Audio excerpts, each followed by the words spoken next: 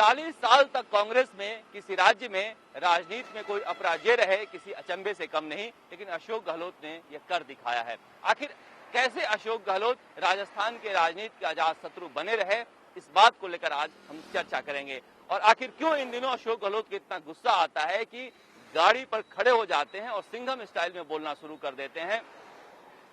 दरअसल कहा जाता है कि अशोक गहलोत का कांटा कभी किसी ने पानी नहीं मांगा, लेकिन पहली बार जितनी उनकी राजनीतिक अनुभव है, उतने साल का एक युवा नेता उनसे उनकी गद्दी मांग रहा है।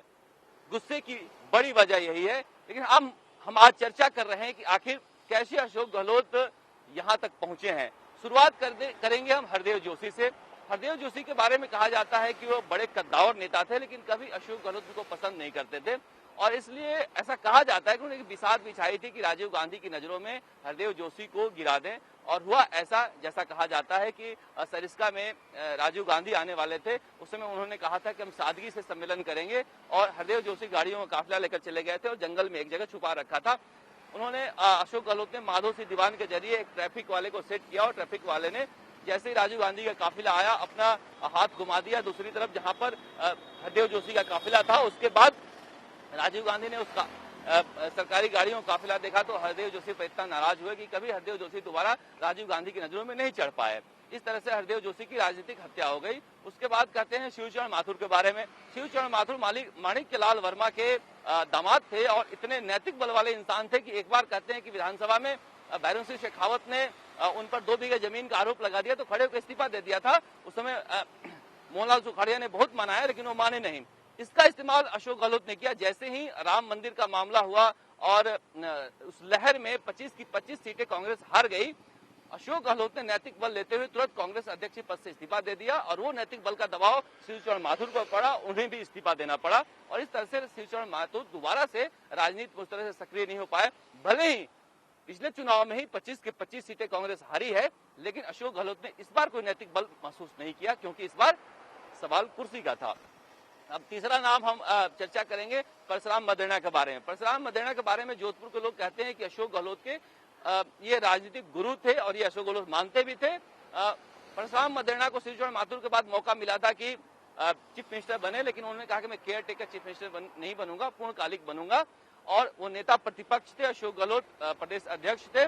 प्रचंड बहुमत आई कांग्रेस की और जाटों ने कहा जाता है कि जमकर वोट दिया क्योंकि पूरी उम्मीद थी कि परशुराम मदेरणा मुख्यमंत्री बनेंगे। लेकिन अशोक गहलोत युवा थे, गुलाम नबी आजाद जैसे लोग पर्यवेक्षक बन के आए, वहां अहमद पटेल थे, अंबिका सोनी थी और एक पूरी फौज उस समय युवाओं की कांग्रेस में आई थी। उसका इस्तेमाल करते हुए उन्होंने परशुराम मदेरणा को पटकनी दे दी और एक बार मुख्यमंत्री बन गए तो फिर दोबारा उन्होंने किसी को खास नहीं डाला। उसके बाद बड़ा नाम था शीशराम ओला का। शीशराम ओला गांधी परिवार के बहुत ही लॉयलिस्ट थे। भले ही मुख्यमंत्री पद पर वो दावा करते थे, लेकिन एक बार फैसला हो जाता था तो गांधी परिवार के खिलाफ वो आवाज नहीं उठाते थे। ऐसे लॉयलिस्ट थे कि जब गांधी परिवार के लॉयलिस्टों ने नरसिम्हा राव से नाराज होकर कांग्रेस तिवारी बनाई तो शीशराम ओला कांग्रेस तिवारी में जाकर जीत कर आए थे। उस समय भी अशोक गहलोत कांग्रेस के साथ रहे, गांधी लॉयलिस्ट के साथ नहीं गए थे। अशोक गहलोत के बारे में कहते हैं कि वो हमेशा कांग्रेस आलाकमान के शक्ति संतुलन के वो ध्यान रखते हैं। भले ही गांधीवादी हैं, लेकिन ये संजय गांधी के भी बहुत करीबी थे।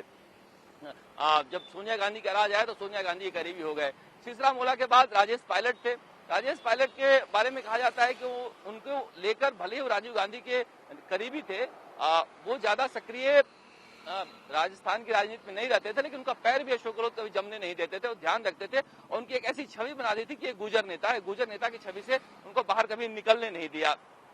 अब बड़ा नाम था नटवर सिंह। नटवर सिंह को बारे में ऐसा लग रहा था कि जब अशोक गहलोत दूसरी बार मुख्यमंत्री बने तो वो पैरेलल कांग्रेस में समानांतर उनकी सत्ता चल रही हो और जब वो जयपुर आते थे, राजस्थान आते थे तो नेताओं का एक हुजूम उनके साथ घूमता था। बीडी कल्ला जैसे नेता थे, वो इनके साथ घूमते रहते थे। नटवर सिंह तेल कूपन के मामले में फंस गए। अशोक गहलोत के बारे में कहा जाता है इनकी किस्मत ही बहुत प्रचंड है। और उसके बाद बीडी कल्ला जैसे नेता जो मुख्यमंत्री बनने के सपने देखते थे, उनकी हालत ऐसी अशोक गहलोत ने कर दी कि जीतने के लाले पड़ गए और आखिरकार अशोक गहलोत के कैंप में जाना पड़ा, तब जाके वो जीत के आए।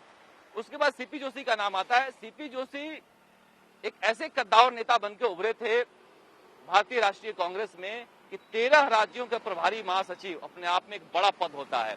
राहुल गांधी के बेहद करीबी, बगल में बैठ के घूमते थे गाड़ी में। एक वक्त आया था जब रेल मंत्रालय और सड़क परिवहन मंत्रालय दोनों एक साथ संभाल रहे थे।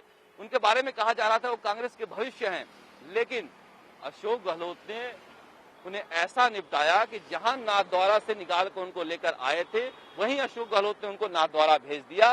और अभी हालत ऐसी है कि इतने बड़े पद से वापस अशोक गहलोत के लिए सीपी बन गए हैं। अशोक गहलोत आज भी सीपी कहते हैं।